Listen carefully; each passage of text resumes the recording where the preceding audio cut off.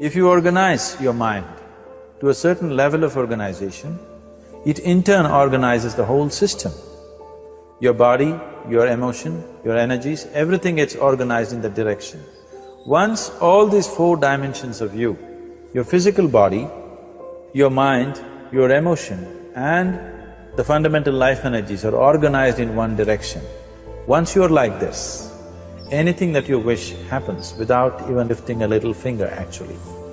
It would help to assist it with activity, but even without doing any activity, you can still manifest what you want if you organize these four dimensions in one direction and keep it unwavering in that direction for a certain period of time.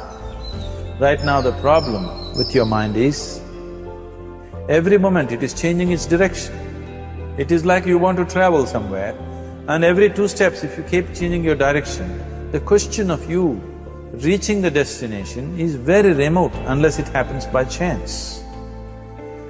So, organizing our minds and in turn organizing the whole system and these 4 basic dimensions of who you are right now in one direction, if you do this, you are a kalpavruksha yourself. Anything that you wish will happen.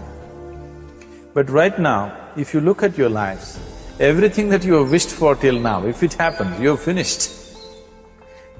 Everything and everybody that you have desired for, if all of that lands up in your house today, could you live with that? So organizing our minds fundamentally means moving from a compulsive state of activity to a conscious state of activity. You might have heard of people for whom they asked for something and beyond all expectations it came true for them. Generally this happens to people who are in faith. Now, let's say you want to build a house. If you start thinking, oh, I want to build a house. To build a house I need 50 lakhs, but I have only 50 rupees in my pocket. Not possible, not possible, not possible. The moment you say not possible, you're also saying, I don't want it. So on one level, you're creating a desire that you want something, on another level, you're saying, I don't want it. So in this conflict, it may not happen. If you want life to happen the way you want it, because right now, the very crux of your happiness and your well-being is this. If at all if you're unhappy, the only and only reason why you're unhappy is life is not happening the way you think it should happen. That's all it is. So if life is not happening the way you think it should happen, you're unhappy. If life happens the way you think it should happen, you are happy. It's as simple as that. So if life has to happen the way you think it should happen, first of all, how you think, with how much focus you think, how much stability is there in your thought and how much reverberance is there in the thought process will determine whether your thought will become a reality or is it just an empty thought. Or how you do not create any impediments for your thought by creating negative thought process. Is something possible or not possible? Is destroying humanity. What is possible and not possible is not your business, it's nature's business. Your business is just to strive for what you want. You're using the past experience of life as a basis for deciding whether something is possible or not possible. Or in other words, you have decided that what has not happened till now cannot happen in your life in future. This is a disgrace to humanity and the human spirit. What has not happened till now on this planet can happen tomorrow. Human beings are capable of making it happen tomorrow. So what is possible and what is not possible is not your business. That is nature's business. Nature will decide that. You just see what is it that you really want and strive for that. And if your thought is created in a powerful way, without any negativity, without any negative thoughts bringing down the intensity of the thought process, it will definitely manifest. The whole existence today, modern science is proving, is just a reverberation of energy. It is a vibration. Similarly, your thought is also a vibration. If you generate a powerful thought and let it out, it will always manifest itself. So generally, people are using faith as a means to remove the negative thought. Today, once you have become thinking human beings, your faith is not too deep. It doesn't matter how much faith you think you have, somewhere doubts always crop up. Right now, the way your minds are made, this moment, if God appears right here, you will not surrender to Him. You will want an investigation whether He is really God or not. With this kind of mind, you should not waste your time on faith. So there is an alternative, which is commitment. If you simply commit yourself to creating what you really care for, now once again, your thought gets organized in such a way, there is no such thing as whether it's possible or not possible. There is no hurdle in your thought process. Your thought flows freely towards what you want. Once this happens, making it happen will also naturally follow. So to create what you really care for, first and foremost thing is that what you want must be well manifested in your mind, that this is what I want. Is that what you really want? You must look at it, because any number of things in your life you have thought, this is it.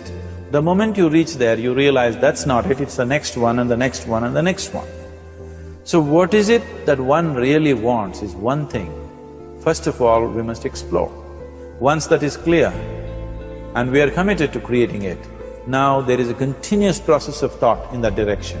Once you can maintain a steady stream of thought without changing direction, definitely this is going to happen in your life, or it will definitely manifest as a reality in your life. So, either you make this human form into a kalpa vriksha, or you make it into one big mess, which is happening all over. So at every stage in our life, we tend to think, this is it. If this one thing happens, everything will be fine with my life. You reach there and you realize that's not it, and you postpone it to something else and something else. This is going on. The first and foremost thing is, you must be clear what is it that you really want. If you do not know what you want, the question of creating it doesn't arise. If you look at what you really want, what every human being wants is, he wants to live joyfully, he wants to live peacefully. In terms of its relationships, he wants it to be loving and affectionate. Or in other words, all that any human being is seeking for is pleasantness within himself, pleasantness around him. If this pleasantness, if it happens in our body, we call this health and pleasure. If it happens in our mind, we call this peace and joy. If it happens in our emotion, we call this love and compassion. If it happens in our energy, we call this blissfulness and ecstasy. This is all that a human being is looking for. Whether he is going to his office to work, he wants to make money, build a career, build a family, he sits in the bar, sits in the temple, he is still looking for the same thing. Pleasantness within, pleasantness around.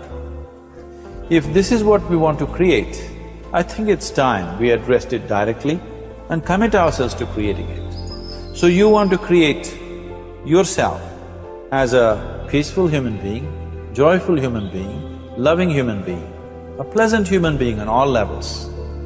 And do you also want a world like this?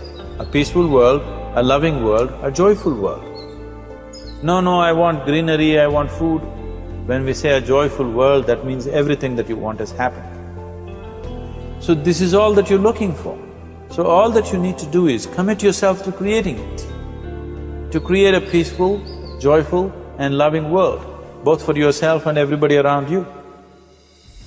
Every day in the morning, if you start your day with this simple thought in your mind, that today, wherever I go, I will create a peaceful, loving and joyful world. If you fall down 100 times in the day, what does it matter? For a committed man, there is no such thing as failure. If you fall down 100 times, 100 lessons to be learned. If you commit yourself like this to creating what you really care for, now your mind gets organized. Once your mind gets organized, the way you think is the way you feel, your emotion will get organized. Once your thought and emotion is organized, your energies will get organized in the same direction. Once your thought, emotion and energies are organized, your very body will get organized. Once all these four are organized in one direction, your ability to create and manifest what you want is phenomenal. You are the creator in many ways.